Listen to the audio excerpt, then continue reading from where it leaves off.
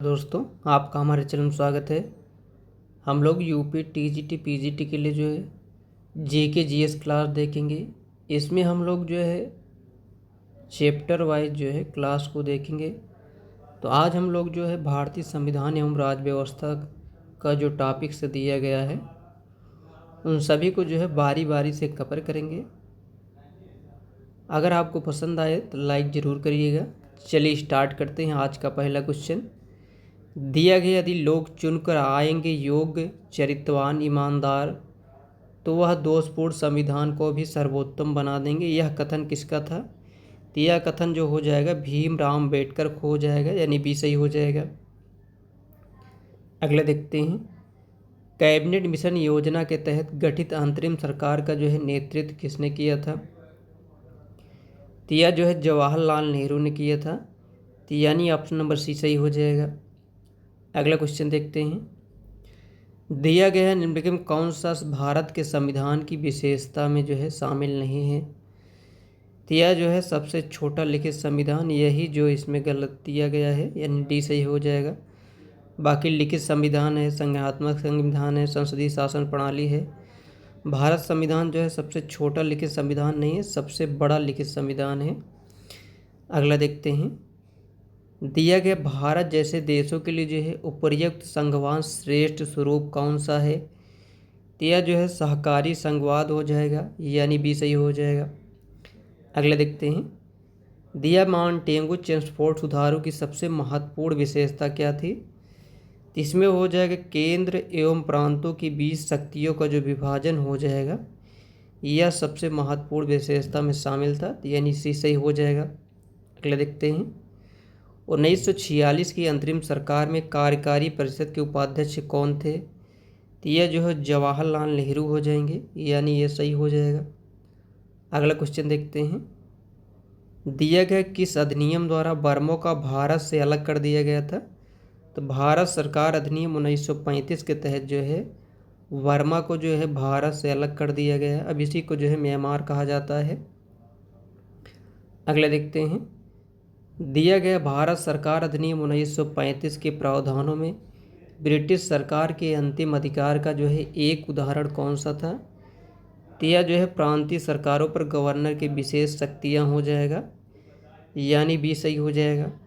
अगला देखते हैं, सर्वप्रथम भारत के लिए संविधान सभा का गठन का प्रस्ताव 1934 में किसने किया था? तो यह जो है एम एन राय हो जाएंगे, यानी बी सही हो जाएगा।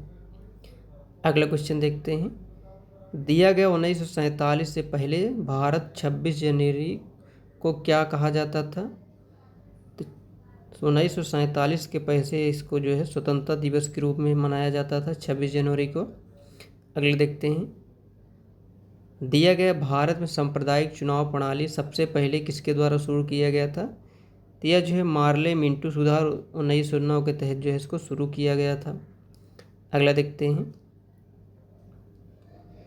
दिया गया ब्रिटिश प्रधानमंत्री जो है लॉर्ड नॉर्थ की अध्ययन वाली समिति की रिपोर्ट पर आधारित भारतीय अधिनियम कौन सा था? तो यह जो है विनियम अधिनियम 1973 हो जाएगा, यानी अपना नंबर सही हो जाएगा। अगला देखते हैं, दिया गया भारतीय संविधान सभा किस योजना के अंतर्गत भारतीय संविधान का जो है निर्माण हुआ था? तो यह जो हो जाएगा कैबिनेट मिशन योजना 1946 के अंतर्गत जो है भारतीय संविधान सभा का जो है निर्माण हुआ था। अगला देखते हैं, दिया गया 1909 के भारतीय परिषद अधिनियम को जो है किस नाम से जाना जाता है? तो यह जो है मार्ले मिंटू सुधार अधिनियम के नाम से जाना जाता है, यानी बी सही हो जाएगा। दिया गया भारत में लोकसभा अध्यक्ष यानी स्पीकर और उपाध्यक्ष जो है के पद जो है किस अधिनियम के प्रावधान के तहत जो है सृजित किया गया था?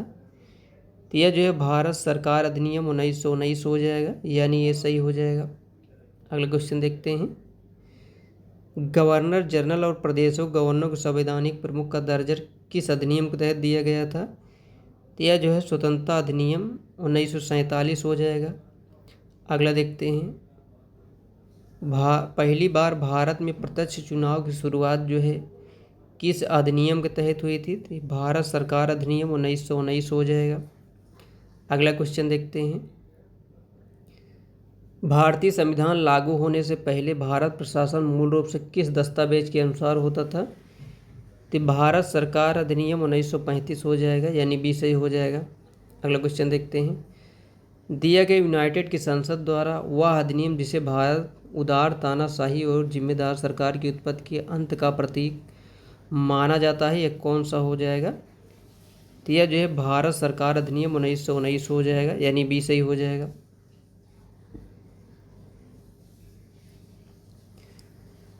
दिया गया किस अधिनियम द्वारा ब्रिटिश संसद ने चाय और चीन के व्यापार को छोड़कर जो है ईस्ट इंडिया कंपनी भारत के साथ व्यापार पर एकाधिकार को जो है समाप्त कर दिया गया था? तो यह जो है चार्टर अधिनियम 1813 हो जाएगा। यूनाइटेड किंगडम की संसद वह अधिनियम जिसके बारे में कहा गया कि वह भारत में उदार तानाशाही और जिम्मेदार सरकार की उत्पत्ति को दर्शाता था, तो ये कौन था? तो यह भारत सरकार अधिनियम 1919 हो जाएगा, यानी बी सही हो जाएगा। अगला क्वेश्चन देखते हैं। दिया गया किस अधिनियम द्वारा चाय और चीन के व्यापार को छोड़ के ईस्ट इंडिया कंपनी भारत सरकार के साथ व्यापार को एक अधिकार समाप्त कर दिया गया था? तो यह जो है चार्टर अधिनियम जो है 1813 हो जाएगा।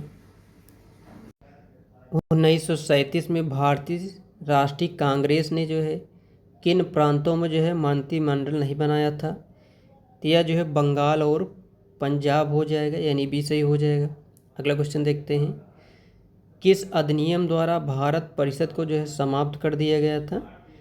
तो यह जो है भारत सरकार अधिनियम 1935 हो जाएगा। इस अधिनियम तहत जो है भारत परिषद यानी इंडियन काउंसिल को जो है समाप्त कर दिया गया था। 1773 के रेगुलेट एक्ट के तहत बंगाल का प्रथम गवर्नर जनरल कौन नियुक्त हुआ था? तो यह जो है वारेन हेस्टिंग हो जाएंगे, यानी बी सही हो जाएगा। अगला देखते हैं। बंगाल यानी कलकत्ता में जो है उच्चतम न्यायालय की स्थापना किस एक्ट के तहत किया गया था? तो यह जो है रेगुलेटिंग एक्ट 1773 हो जाएगा।